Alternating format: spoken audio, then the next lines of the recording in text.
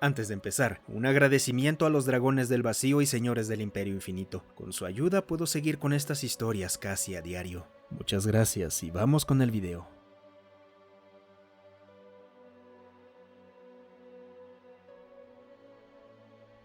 El último terrano, parte 8.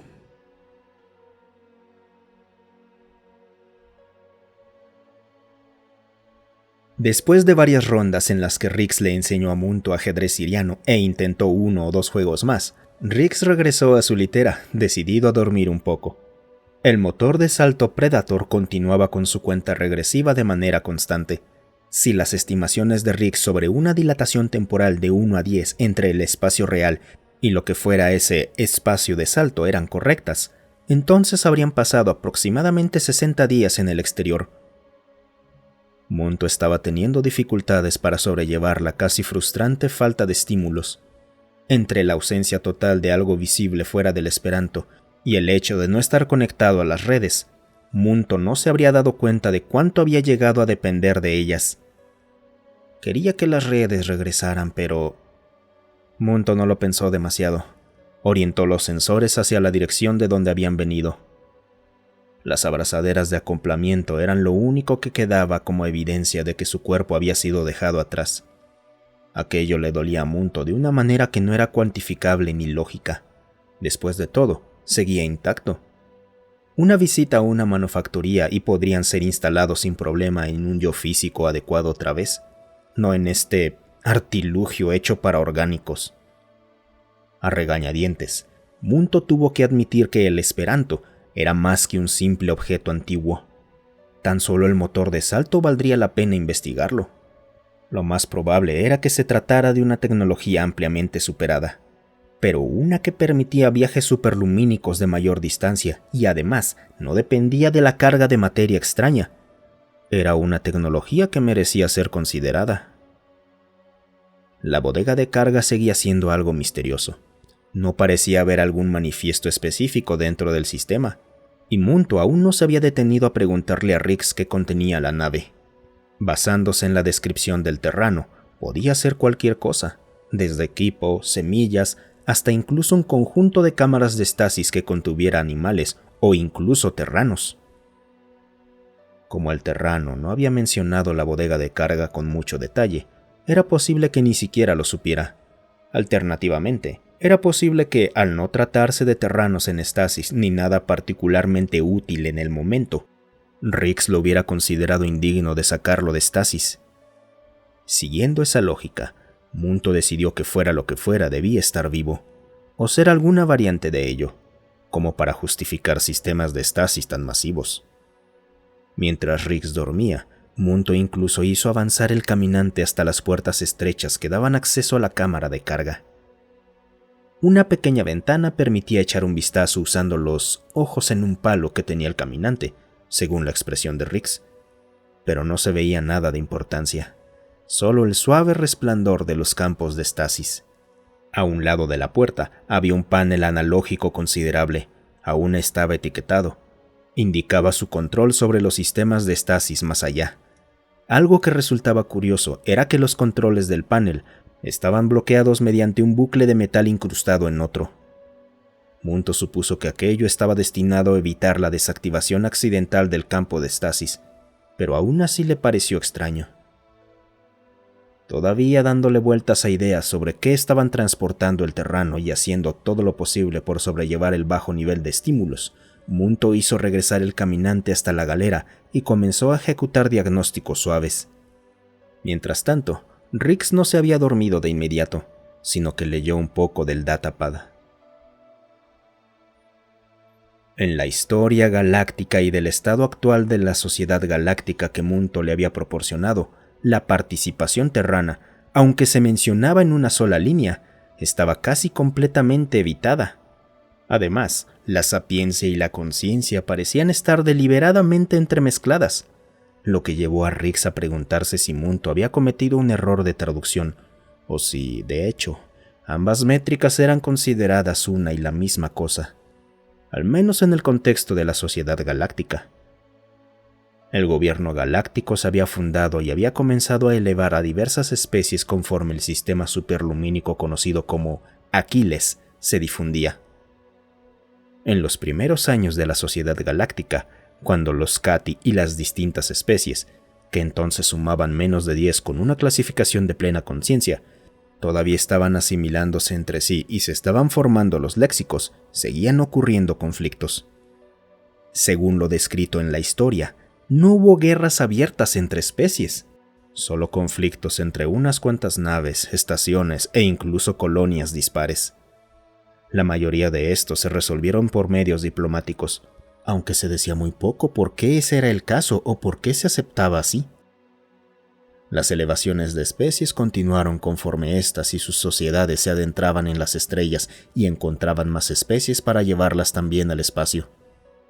Había habido debate sobre permitir que las especies alcanzaran por sí mismas ciertos niveles tecnológicos, argumentos que quizás no lograrían superar los distintos grandes filtros sin ayuda, e incluso posturas basadas en lo económico que sostenían que, aunque una especie debía tener el control sobre su planeta natal, cualquier otro recurso del sistema estelar debía considerarse de libre acceso para la comunidad galáctica. Hubo una fuerte oposición contra cada uno de estos argumentos, y con el tiempo, se redactó y firmó el Concordato de Autodeterminación de las Especies por todos los seres plenamente conscientes. En este documento se establecía claramente que una especie debía alcanzar ciertos hitos tecnológicos antes de siquiera se pudieran dar indicios del primer contacto. También se otorgaba a las especies la responsabilidad de superar los grandes filtros por sí mismas, a menos que solicitaran ayuda a la comunidad galáctica, señalando, por supuesto, que los grandes filtros sociales y biológicos debían abordarse de manera interna. Asimismo, se concedía a las especies un margen de exclusividad que abarcaba todo su sistema hasta el borde de su heliosfera como territorio definitivamente suyo, una vez que se observaba que estaban logrando un progreso tecnológico, lo suficiente como para sustentar una clasificación de plena conciencia. Aún así, persistían argumentos de que esto solo incentivaba a exploradores y grupos emprendedores a guardar silencio sobre cualquier especie que encontraran, así como sobre los niveles de clasificación de conciencia, y este tema era considerado un debate eterno por el gobierno galáctico. Los niveles actuales de clasificación de conciencia, para sorpresa de Rix, situarían incluso a los antiguos cuervos terranos en un punto medio de conciencia debido al uso de herramientas, y a una mascota como Reggie en plena conciencia, ya que Reggie era capaz de comunicarse fuera de su propia especie, aunque fuera de forma algo obtusa. A Rix aquello le pareció especialmente generoso, pero comprendía el argumento descrito de que un sistema así debía fallar hacia arriba para no favorecer contactos iniciales accidentales ni la explotación de especies. Eso lo llevaba a preguntarse qué clase de especies existirían allá afuera, que se consideraran de conciencia media hasta el punto de que otros argumentaran a favor de elevarlas a plena conciencia. Rix podía ver el argumento a favor de hacer el sistema menos generoso, pero aún así desconfiaba de todo ello. En los últimos aproximadamente 800 años, la Sociedad Galáctica había pasado de contar con apenas unas cuantas especies plenamente conscientes a 74, de las cuales 34 eran las más activas dentro de la Sociedad Galáctica. Solo alrededor de un tercio de estas especies activas eran siquiera vagamente bípedas. La mayoría de ellas eran cuadrúpedas. Había casos atípicos evidentes, pero en general la locomoción mediante extremidades era la norma. Uno de estos casos atípicos eran una especie conocida como los Driuli, nombre que, decidió Rix, perdía algo en la traducción. Los Driuli eran una especie de carne endurecida alrededor de una mezcla de gases. Dado que su mundo había sido rico en nutrientes para aquellas especies capaces de abandonar el suelo, los Driuli habían llegado a producir y capturar diversos gases que les permitían flotar o volar de formas que no quedaban reflejadas en este resumen abreviado de la Sociedad Galáctica. De hecho, los Driuli eran una especie inorgánica, pero una que había logrado de manera completamente independiente el vuelo en el vacío e incluso el viaje superlumínico básico antes de haber encontrado o haber sido encontrados por exploradores galácticos. Hubo algunos conflictos como resultado, pero con el tiempo, los Driuli se integraron en la sociedad galáctica de forma lo suficientemente pacífica. Lo que más sorprendió a Rix fue que ninguna de las especies parecía terrana, en absoluto. Hasta donde él entendía, un número nada despreciable de ellas se suponía que habían sido elevadas en cierto grado por los terranos, y aún así, ninguna se veía ni remotamente como un terrano. La más parecida a un terrano tenía 4 brazos y una tercera pierna, un Plinx. Volviendo al cuerpo principal de la historia, Rix continuó leyendo. Aparte de la exploración, los debates económicos, las negociaciones entre especies y los diálogos propios de una sociedad galáctica basada en el vacío, la sociedad galáctica había sido, en opinión de Rix, excepcionalmente tranquila. Prácticamente no había habido guerras, al menos no como Rix las concebía. Esta ausencia de conflicto resultaba inquietante, como si alguien hubiera pasado un borrador por la historia y hubiera eliminado todas las partes menos deseables. Rix se hizo una nota mental para preguntarle a Munto sobre la guerra interestelar, ¿una sociedad galáctica que se hubiera unificado perfectamente sin guerras entre especies? Tal vez fuera un cínico, pero le resultaba difícil de creer. Rix terminó por quedarse dormido en ese punto. Las palabras comenzaron a mezclarse ante sus ojos mientras la función de atenuado automático del datapad oscurecía la pantalla cuando sus dedos se separaron de él. A la mañana siguiente, Munto se sentía casi ansioso cuando Rix entró en la galera. Buenos días, Rix. Buenos días. Rix murmuró activando un recipiente humeante de café. ¿Tu ciclo de descanso se completó con éxito? El caminante intentó mostrar una serie de runas emocionales parpadeantes. Rix se sentó, echó una mirada vacía a las runas del caminante y regresó su atención al café. Ambos permanecieron en silencio durante un rato, con solo el zumbido de la nave rodeándolos. Rix no dijo nada durante 15 minutos completos mientras bebía su café lentamente. Entonces, Munto, ¿qué pasa con esos símbolos llamativos? Representan el contexto emocional de las palabras, ya que no puedo equiparar mi lenguaje corporal, luminiscencia, feromonas o tono inmediato entre idiomas. O sea que cuando hablas normalmente usas eso para indicar cómo te sientes respecto a lo que estás diciendo. Esa es la interpretación correcta, sí. Es una función necesaria de las traducciones CATI entre lenguajes orgánicos y el estándar galáctico. Entonces, dime, ¿cómo te sientes? Munto hizo parpadear varias runas de manera refleja. Espera, usa tus palabras. No leo runas, al menos no todavía.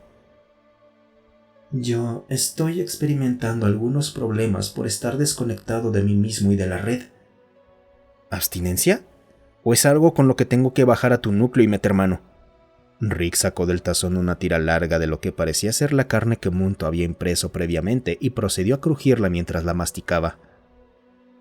No creo que exista un medio externo para corregir esto sin entradas adicionales. Entonces, ¿abstinencia? Puedo trabajar con eso. Solo tenemos que mantenernos ocupados mutuamente. Estoy seguro de que entre los dos podemos encontrar bastante que hacer. Munto no estaba seguro de eso, y se notaba en sus runas, sin molestarse en filtrarlas en ese momento. Pero se había sentido bien decirle algo al terrano. ¿Tú tienes ciclos de descanso? ¿Alguna función de sueño o algún medio de desconectarte para que tus sistemas internos se pongan al día con todo lo que está pasando? Yo no lo he hecho, pero creo que esa es una función que tengo en mi sistema. ¿Nunca has tenido que usarla? Rix pareció algo sorprendido. Munto consideró si el terrano llegaría a usar las runas en algún momento. Haría que la interpretación de las palabras del terrano fueran mucho más sencillas, incluso con un léxico anticuado. No, estoy optimizado para una operación continua. Todos necesitan tiempo fuera de línea, aunque sea solo para recomponerse. Sé que eres artificial y todo eso, pero me cuesta creer que nunca hayas tomado tiempo fuera de línea, ni siquiera cuando visitas algún lugar para mantenimiento. He estado fuera de línea brevemente durante un mantenimiento mayor hace aproximadamente 45 años, pero esa fue la última vez que lo tengo registrado. Bueno, voy a decir directamente que necesitas empezar a dormir cuando yo lo haga. No estoy de acuerdo. ¿Qué pasará con la nave? Estamos en un espacio de salto. Hasta que salgamos de él, hay muy poco que podamos hacer. A menos que volvamos a salir de forma abrupta. Y preferiría mucho que eso no pase. La pregunta sigue en pie. Bueno, pon una alarma. Por favor, aclara esa afirmación. Pon una alarma. Haz que algún proceso automático vigile la nave por los dos. No tiene que ser nada grande ni importante. Solo que observe los indicadores y nos avise si algo sucede. Había lógica en eso. Munto no estaba del todo seguro de hacia dónde quería ir el Terrano con esto, pero no era una sugerencia irrazonable. Terminando la segunda taza de café, Rix tomó el caminante, una hazaña que hizo que el Terrano gruñera de forma audible bajo la alta gravedad de la galera, y lo colocó en el banco opuesto a donde Rix había estado sentado durante su comida. Y ahora voy a enseñarte Póker Talus. Rix dobló el datapad de tal forma que la mitad de la pantalla quedó oculta y la otra mitad apuntó hacia el caminante. Munto hizo parpadear de manera refleja una runa de acuse obligatorio, dejando sus preguntas para más tarde. A lo largo de los siguientes días en el espacio de salto, Munto aprendió 15 juegos distintos de Rix y su datapad. Variaban desde los estratégicos hasta los basados puramente en el azar, desde competitivos hasta independientes y cooperativos. Rix dijo que había descargado tantos juegos como pudo conseguir cuando se ofreció voluntario para esta misión de colonización. No había muchas oportunidades de regresar a las tiendas de aplicaciones, o eso había dicho. Munto logró configurar algunas alertas automáticas como pruebas para sí mismo y luego probó irse a dormir con ellas activadas. Había sido esclarecedor, pero Munto no podía ubicar una razón lógica de por qué había sido así. Munto se tomó algo de tiempo para intentar explicárselo al Terrano, pero Rix no tenía respuestas. Simplemente escuchó y aportó algunos estímulos y contexto con equivalentes terranos. Aún así, ayudó. Munto también se tomó el tiempo de presentar a Rix las runas básicas. Rix se había mostrado reacio, pero dado que la mayoría de las especies usaban todas las runas básicas hasta cierto punto y que las runas más avanzadas dependían más de la especie involucrada, se puso a aprenderlas. Para ayudar en esto, Munto trabajó con la impresora móvil para producir una pantalla básica alimentada por luz, capaz de mostrar runas y comunicarse con el datapad. Construyó una interfaz gráfica básica que permitía al Terrano tocar la runa correspondiente con una etiqueta asociada. No había sido difícil, pero sin duda era mucho más lento de lo que Munto estaba acostumbrado a operar, ya que tenía que pensar en las necesidades orgánicas del Terrano, dimensionando las runas y etiquetas sin ocupar toda la pantalla. Al final, Rix demostró que conocía lo básico, aunque todavía tendía a consultar el datapad con frecuencia, mostrando mayor recuerdo de las runas mostradas que un conocimiento real e instintivo de la intuición de las runas. Munto entendía que esto era parte del proceso de aprendizaje orgánico, pero resultaba frustrante que el Terrano no pudiera usar algo distinto a ese datapad. Munto incluso preguntó por qué Rix no poseía ninguna cibernética ni implantes propios. Rix respondió que casi nadie que no fuera un Flix los tenía, a menos que perteneciera a ciertas profesiones. Además, para los pilotos de la TSC de cualquier clase, cualquier cosa que no fuera un implante médico estaba estrictamente prohibido. La TSC no quería que los pilotos se volvieran dependientes de la tecnología por encima de sus propias habilidades e instintos, lo que los llevaba a un programa de entrenamiento mucho más largo e intensivo que en otras regiones. Munto preguntó si la TSC tenía implantes. Rix indicó que, aunque los plutócratas lo habían considerado, resultaba demasiado caro justificarlos cuando se perdía un trabajador, ya que la mayoría de los implantes tenían que producirse de forma única para cada persona en cuestión. Entre ambos, También se dedicaron a devorar toda la información escrita disponible sobre la galaxia en sus respectivos tiempos.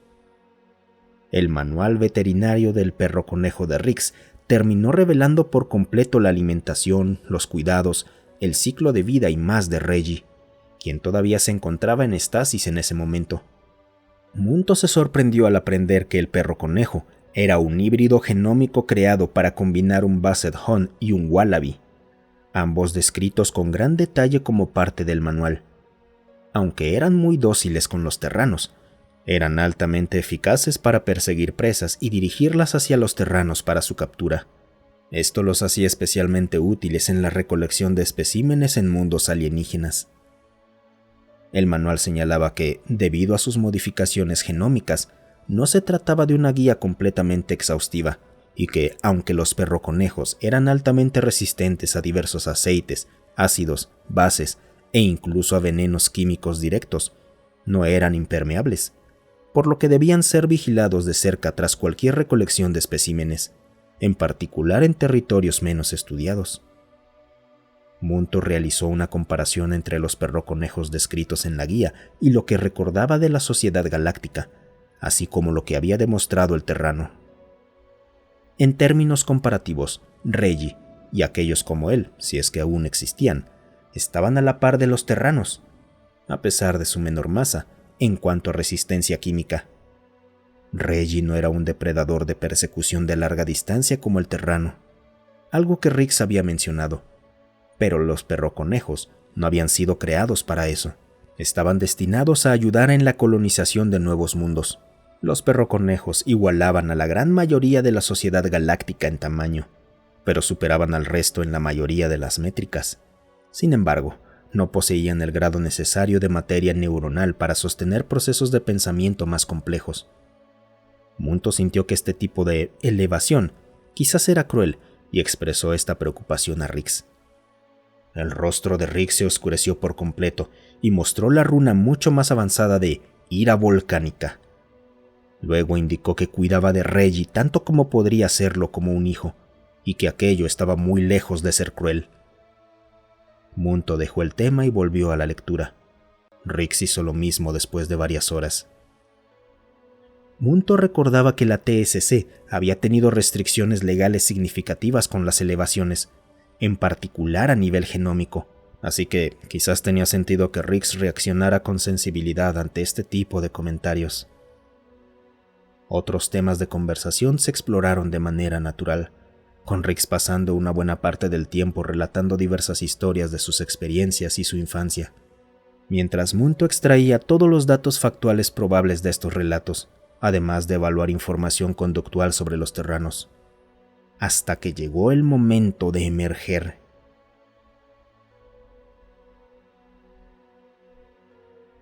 Blin disfrutaba de este puesto tranquilo. No era más que una estación del sistema exterior diseñada para poder responder a cualquier emergencia razonable del vacío local. Siendo un Queen, aquello era más que suficiente emoción para Blin. Después de todo, observar los distintos restos de las operaciones mineras pasar a toda velocidad, las naves cruzando, otros Queen de los tipos más extraños haciendo quién sabía qué con las distintas explotaciones mineras, e incluso aquellos que tenían un superlumínico mal calibrado y terminaban aterrizando en el pequeño territorio de supervisión. Blin no tenía autoridad real, por así decirlo. En teoría la tenía, pero solo en casos de emergencia. Aún así, a Blin le resultaba extraño estar tan lejos de su mundo natal, pero este era un sistema exitoso y, sobre todo, tranquilo en comparación con todos los demás dentro del espacio Queen. Si no fuera por otra cosa, era bueno estar lejos de todos esos ancianos que insistían en sostener debates masivos sobre quién debía aparearse con quién, qué estructuras genómicas tenían la responsabilidad de preservar ciertas tradiciones e incluso qué profesiones debía seguir cada quien. Era como si el viaje de los Queen al vacío no hubiera tenido ningún impacto en los propios Queen, como si no fuera de mayor interés que el consumo nocturno más reciente. No, eso no era cierto. El consumo nocturno más reciente era de mucho mayor interés, especialmente considerando todos los chismes que, sin duda, se habían compartido, o al menos eso pensó Blin. El sistema más allá del pequeño sector de Blin no tenía nada particularmente notable que Blin supiera, pero aún así conocía todas las estadísticas básicas de memoria. La estrella era una supergigante roja del tipo K2, llamada Nibit, y había sido cartografiada en los cielos del mundo natal de los Queen durante más de 15.000 años, al menos en cualquier tipo de mapas estelares confiables.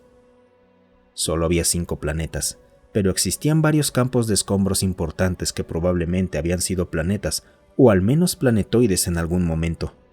Se creía que al menos un campo de escombros había provocado otros 2, siendo el primero probablemente causado por desechos espaciales errantes. 2 de los restos eran totalmente para los Queen, al menos con el equipo adecuado. Al ser mundos de alta gravedad y con atmósferas de presión igualmente elevadas, los Queen a menudo requerían trajes de soporte completos para poder estar en sus superficies. No es que los Queen quisieran estar en estos mundos sin el tipo de trajes de cobertura total.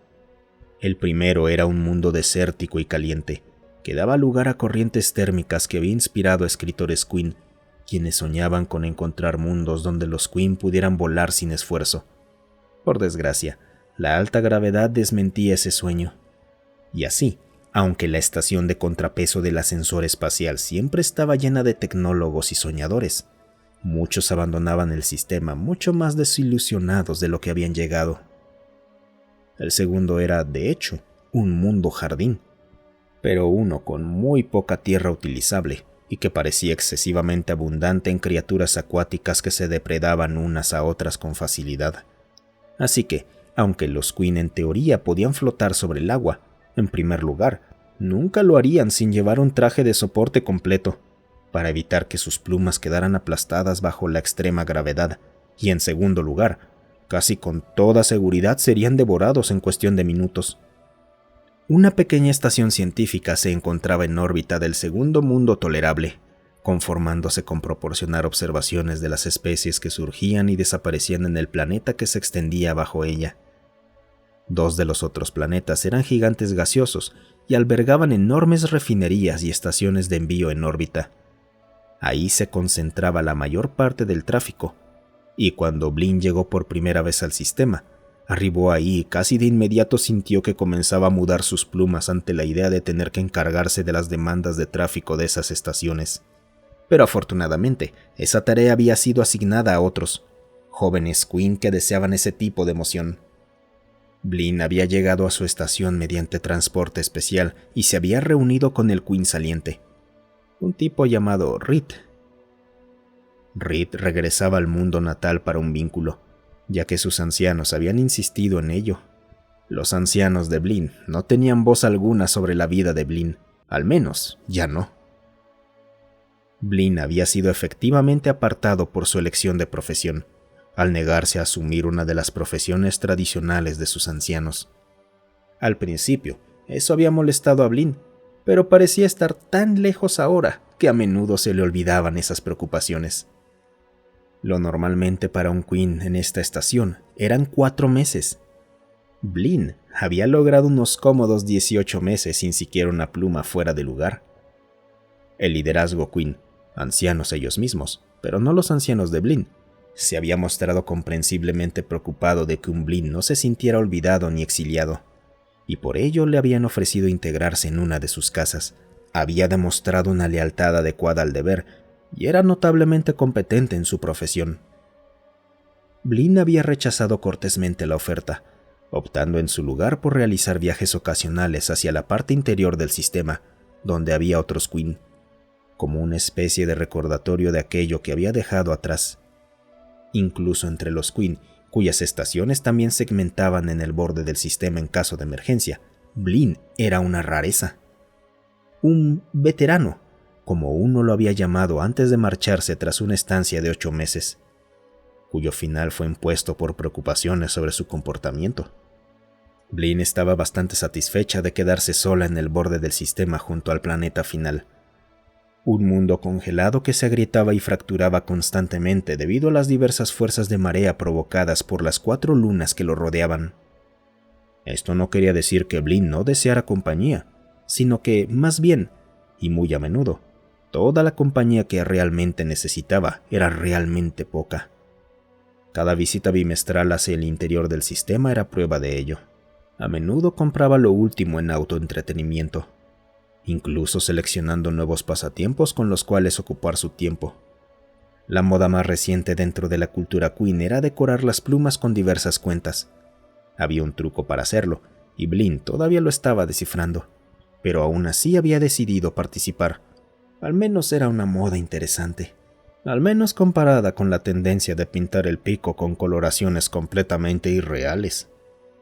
Blinn había criticado esa moda en la privacidad de su propia estación cuando llegó por primera vez al mercado, considerándola ridícula y apenas digna de esfuerzo, pero había persistido en el tiempo suficiente como para que Blinn decidiera probarla.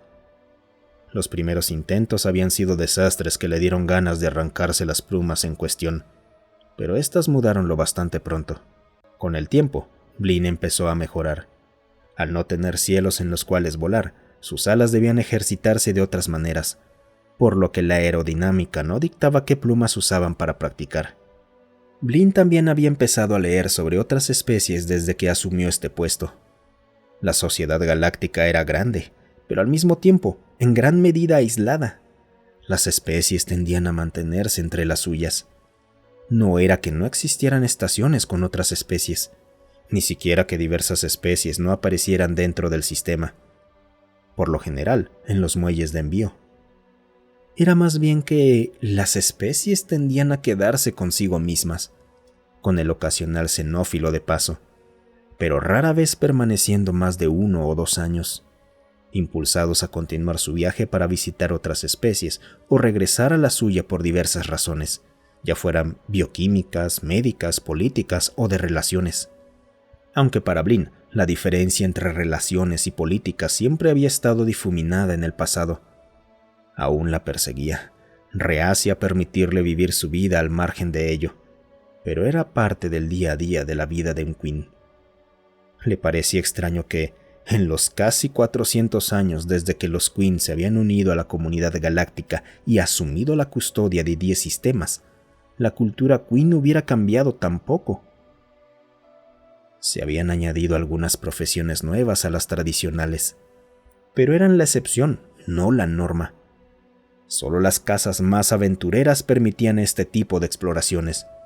Los queen apropiados, de casas apropiadas, bajo la tutela de ancianos sabios, asumían las profesiones tradicionales, cambiando solo cuando era inevitable. A los queen les había tomado años adaptarse a la avalancha de tecnologías traídas por su incorporación a la comunidad galáctica y a aceptar algunas profesiones que debían transformarse radicalmente frente a ciertas tecnologías.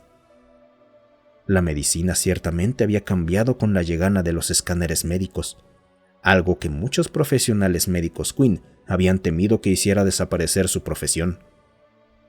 Aquellos queen que asumieron riesgos y apostaron por adoptar nuevas tecnologías vieron su riqueza de su casa multiplicarse por 1000, llevando nuevos entretenimientos y modas a cada comunidad. A Blinn le molestaba lo estancada que estaba su casa, viendo muchas de las nuevas tecnologías como simples modas y sin buscar elevarse como deberían haberlo hecho. Pero esa era la sabiduría de los ancianos. Y Blinn no había sido más que un polluelo, pese a tener ya casi 37 años en ese momento. Pero Blinn estaba aquí ahora. La estación era una adaptada para los queen, tomada de diseños transmitidos a los queen por la comunidad galáctica. Esto significaba que, si bien era lo suficientemente cómoda para los Blinn y otros queen, aún conservaba las marcas de haber sido construida para otra especie, o quizás por otra. Blinn nunca había estado del todo segura si la estación había sido construida por su propio pueblo o si otra especie se había especializado en ello. Había un constructor cerca de la estación de envío y de la estación de refinado, pero habría hecho falta casi 1 año de producción constante de la estación de refinado para construir una sola estación de envío. Y aunque era posible mejorar la estación de refinado, los queen que la operaban eran lentos en realizar esos cambios, prefiriendo asegurar recursos suficientes para cuando surgieran emergencias o para capitalizar la necesidad de productos refinados listos en un sistema cercano.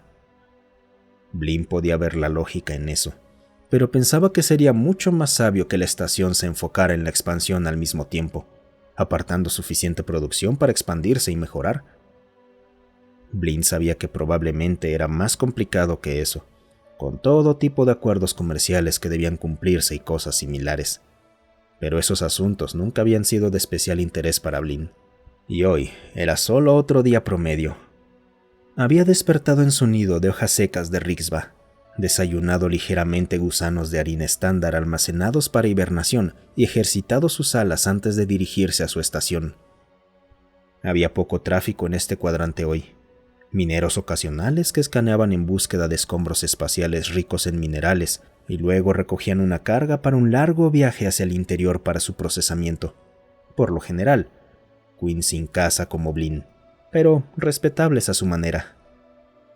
Cada uno de ellos conocía a Blin, conocía la responsabilidad de vigilar esta zona del vacío. Varios habían preguntado por cortejo y quizás por un vínculo, aunque fuera solo temporal. Blin había rechazado cortésmente cada propuesta. Algunos Queen lo habían tomado peor que otros, pero ninguno había llevado el rechazo a nada formal, al menos en teoría. No podía hacerse nada de manera formal de un Queen sin casa a otro. Pero eso también significaba que la protección de los ancianos era mucho menor. Esto también había inquietado a Blin al principio, pero dada la naturaleza pacífica de la mayoría de los Queen, no sentía que valiera la pena mudar plumas por ello. Y también debería haber sido un día tranquilo, excepto por el destello. No había forma de confundir una transición superlumínica, pero esta era tan brillante como si Blin estuviera anclada justo al lado de la estrella y no en el sistema exterior. Lo que ocurrió a continuación fue casi perturbador. Cada sensor a bordo de la estación lanzó una alerta, alcanzando límites mínimos y máximos en cuestión de segundos. Cada estación de cómputo parpadeó, e incluso la superestructura de la estación pareció estremecerse, pese a no existir una conexión obvia entre la luz inquietantemente brillante y la estación. Si Blin no hubiera estado en su estación, no habría tenido idea de lo que estaba pasando. Incluso estando ahí, no tenía idea de qué tipo de nave podría ser. Solo pudo estimar a simple vista qué tan lejos había estado del destello, ya que las pantallas y sensores estaban completamente saturados por lo que fuera que había sido. Y luego, terminó. El destello desapareció y todos los sistemas volvieron a marcar valores normales. Y en el espacio donde había estado el destello, había una gran nave, con forma de semilla, que superaba en más de la mitad del tamaño la estación de Blin. Muchas gracias por quedarte hasta el final. Si te ha gustado el video, considera darle me gusta, suscribirte y comentar. Eso ayuda a que estas historias lleguen a más gente. Además, si tienes alguna historia propia o que quieras sugerir, considera unirte a nuestro Discord. Estoy ahí casi todos los días. El link para unirse está en la descripción.